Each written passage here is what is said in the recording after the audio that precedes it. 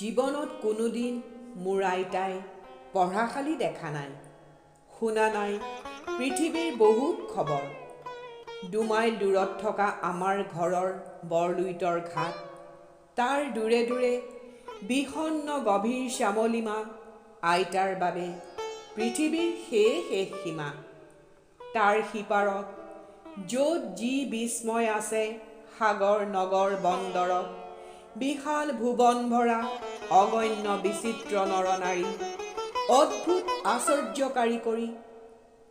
আইতাৰ চেতনাত সিবোৰৰ নাই কোনো ঠাই, শাস্ত্ৰতো উল্লেখ তাৰ নাই।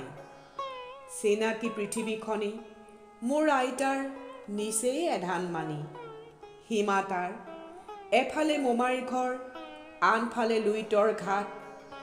কত কি যে ঘটনা বিৰাট ঘটে তাৰ মাজতেই, মানুহ উপজে আৰু মৰে, ন পানী বঢ়াদি বাঢ়ি আহে কিশোৰী দেহত দৃপ্ত যৌৱনৰ তৰংগিত ধাৰা। বসন্ত সন্ধ্যাই কৰে আত্মহাৰা প্ৰেমিক হৃদয়, মাজে মাজে সময় থমকি ৰয়। ধোঁৱা উৰে পিতাপ ধূসৰ ধোঁৱা নদীৰ পাৰৰ শ্মশানত। গ্ৰীষ্মৰ দুপৰ বেলা ক্ষীণ কুকুৰৰ কৰুণ মাতত সময় থমকি ৰয়, স্থিৰ হয়।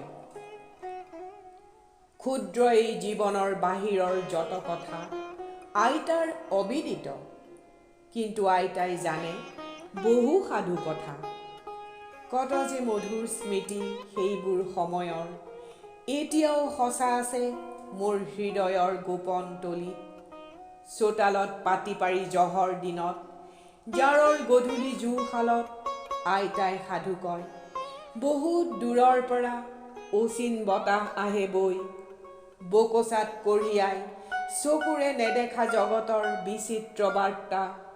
কৰুণ ধূসৰ আন্ধাৰৰ ফাকে ফাকে ভিৰ কৰে কত যে বিচিত্ৰ সত্তা, অশৰীৰী দেৱতা দানৱ ভূত প্ৰেত অপেশ্বৰী। আইতাই সাধু কয় মহাভাৰতৰ, অযোধ্যাৰ শ্ৰীৰামচন্দ্ৰৰ। আইতাই সাধু কয় আৰু বিস্ময় বিমুগ্ধ মোৰ শিশু মন, শুনি কোন দূৰ সুদূৰৰ নিমন্ত্ৰণ। হঠাৎ বাহিৰ হয় তাৰ আলোকিত পথে পথে, ৰহস্য ধূসৰ সেই জগতৰ। তাত চেতাশ্বৰ ৰথে অৰ্জুনৰ প্ৰকম্পিত কৰি তোলে কুৰুক্ষেত্ৰ সমৰ প্ৰান্তৰ। কৈলাশ শিখৰস্থিত আশ্ৰমত হৰ পাৰ্বতী, ভীমসেনে গৰু ৰখে ভাতৰ মুখত বাৰ্তা শুনি ৰুক্মিণীৰ। শ্ৰীকৃষ্ণ লৌৰি আহে বহু দূৰ দ্বাৰকাৰ পৰা, লংকাত বন্দিনী সীতা উদ্ধাৰৰ বাবে যাৰ সাগৰ সংকাশ সেনা শ্ৰীৰামচন্দ্ৰৰ। সমুদ্ৰত সেতু বান্ধে সেই দূৰ ছায়াম্লান জগতৰ, সাধু কয় আইতাই। জীৱনত কোনোদিন মোৰ আইতাই পঢ়াশালি দেখা নাই, পাৰ হোৱা নাই কোনোদিন নিজৰ গাঁৱৰ ঠেক সীমা। কিন্তু কত দূৰ সমুদ্ৰৰ অগাধ নীলিমা, অনন্ত শুভ্ৰতা চিৰতুষাৰৰ। সমুদ্ৰ হিমাচল ভাৰতবৰ্ষৰ আইতাৰ পৰিচিত।